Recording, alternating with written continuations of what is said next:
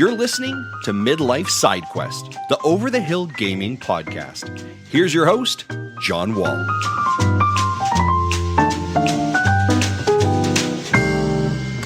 Hey there, and welcome to Midlife Side Quest episode 29. And thank you very much for tuning in. It is good to be back after a week away last week. On today's episode, we're going to be talking about Chef Life, a restaurant simulator. And if you haven't yet subscribed to the show, please take a moment to do so. And I would also love to hear your feedback, which you can do by leaving a review wherever you're listening to today's episode. And you can also find the show on Twitter or Facebook by searching for Midlife SQ. So this past weekend, my wife and I, we took our youngest to go see the new Super Mario Brothers movie. Charlie had no interest in seeing it, which I take full responsibility for, and it feels like I kind of failed him as a parent. Regardless, though, the three of us went and we had a fantastic time. The movie was an absolute love letter to Mario and Nintendo, and you can tell that the people involved really have a deep love for all of those characters. It's faithful to that world and those characters. It does a great job of visualizing the Mushroom Kingdom.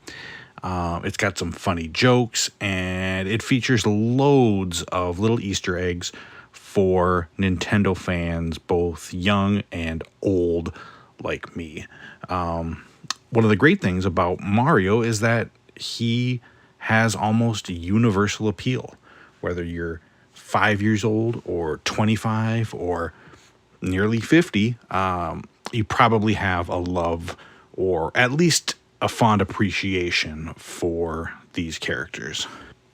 Now, there are some people online who are getting hung up on the fact that the movie didn't do great with critics, despite being a huge hit with audiences. And I really think that the geek army could probably set down their pitchforks this time. This movie, let's be honest, it wasn't made for critics. It's made for Nintendo fans. But that doesn't make the critics wrong. Is there a great story here? No, there isn't. Are there surprising plot twists or emotional character beats? Not at all. If I disconnect, 8-year-old me wearing his Super Mario underoos, if I disconnect him from my feelings about this as a movie, is it really that great of a movie? Probably not, but that's okay. Not everything has to have some deep meaning or amazing story or tug at your heartstrings. I am a sucker for nostalgia, and I have no problem with that. And I have no problem with this being a 90-minute animated commercial for Nintendo. I will smile nonstop throughout it. I will squeal like a dummy when I see Yoshi, and I will have a great time. And if you love Mario and Luigi as well, you probably will too.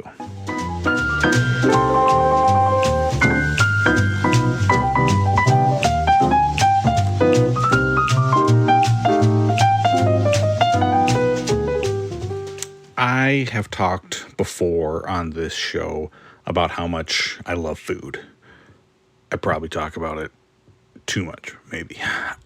Next to video games, food is what brings me the most joy in life.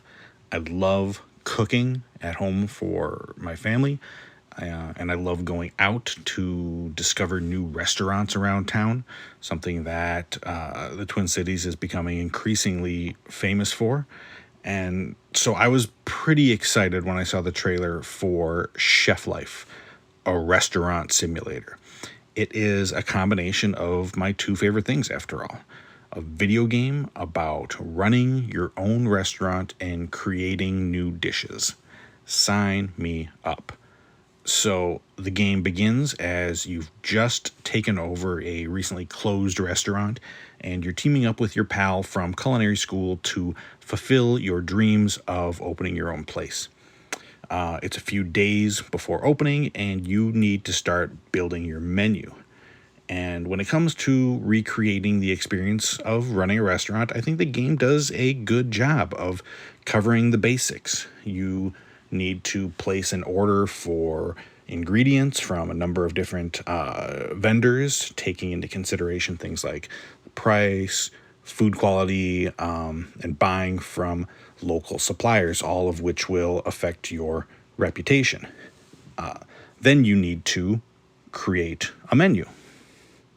Before a dish can be added to your menu, you need to cook it at least once yourself. And this involves following the steps in your recipe book with a series of simple actions that I wouldn't exactly call mini games. You know, they're more like quick time events, I guess, if you're familiar with Shenmue or any game that was real popular about 15 years ago.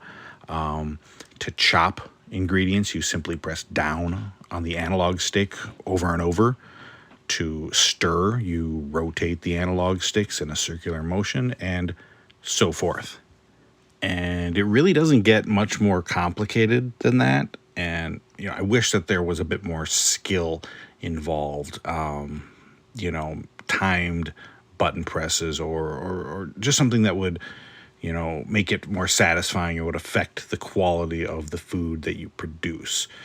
But as it is, you just need to worry about doing the steps in the right order and doing things like stirring, frequently enough to avoid burning your sauces or whatever. And once you've produced all of the elements of your dish, you bring it to the serving counter and present it to the waitstaff.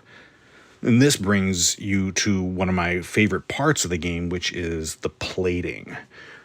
Once you create a dish for the first time, you're given the choice of serving it as is or doing all of the plating yourself, which will create a new template for all the future orders of that dish.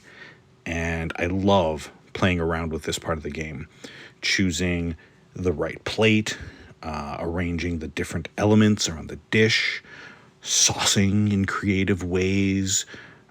This part really lets you get creative more than anything else in the game, and you can unlock lots of new elements to use later in the game, like different garnishes and new techniques.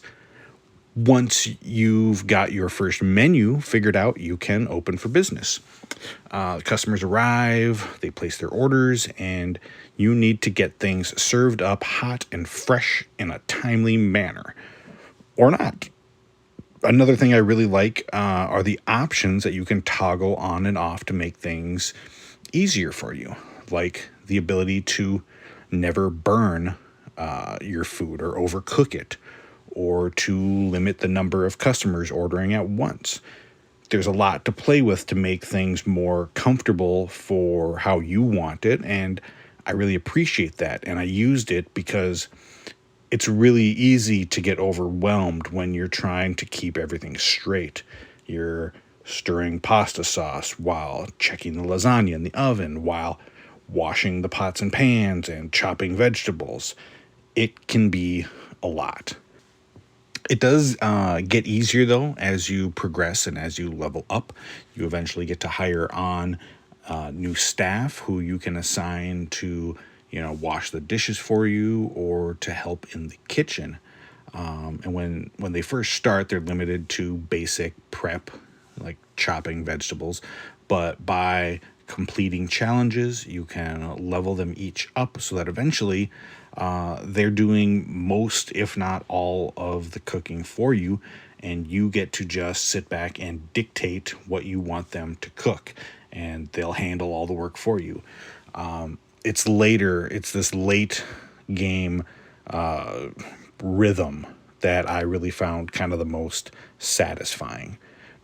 You'll also get to customize the restaurant itself, from naming it and customizing the place settings to the light fixtures and the flooring. Eventually, you'll get to put your own unique stamp on the place to make it your own. I do wish that they went even further with the customization, letting you really design it from scratch. But as it is, there's an okay amount of options to choose from. The ultimate goal of the game is to bring your restaurant enough prestige to earn a Michelin star, one of the highest accolades a restaurant can earn. And I've had a lot of fun geeking out over creating the perfect menu full of my own favorites like cacio e pepe and duck à l'orange. The game does have issues. I wish the gameplay loop of cooking felt more satisfying, and there are quite a bit of bugs and glitches in the game, like everything from dirty pans that'll get stuck in the floor and you can't pick them up, to challenges that just won't recognize as being completed even though I've done all of the tasks, so they kind of get stuck. Hopefully those things get patched later on, and they haven't really been enough to completely turn me off of the game. I think if you're someone who knows the difference between sous vide and confit, or you can appreciate a well-made coq au vin, there's going to be enough here to really, keep you invested. If high-end cooking isn't really your thing, though, I don't know if this is going to do it for you. Maybe if you're really into other sim games. For me, though, it's becoming that go-to nightly game that I play a service or two every single night before bed, and I'll probably keep at it for quite a while until I get that darn Michelin star.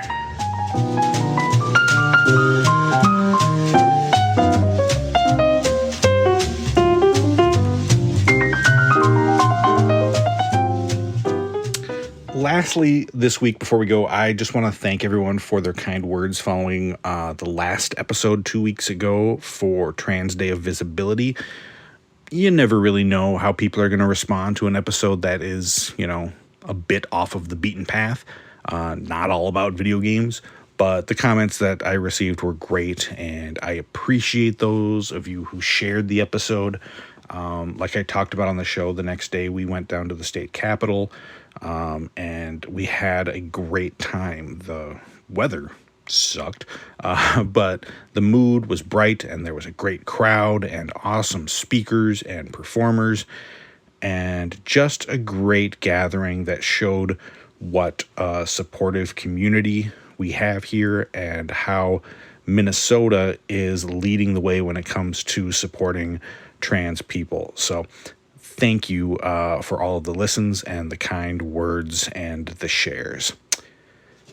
Thank you so much for listening to Midlife Side Quest. You can catch new episodes every Thursday morning wherever you listen to podcasts. And remember, if you enjoyed the show, please subscribe and leave a review. And you can follow the show on Twitter and Facebook, where we go by Midlife SQ. Until next time, be well and keep playing.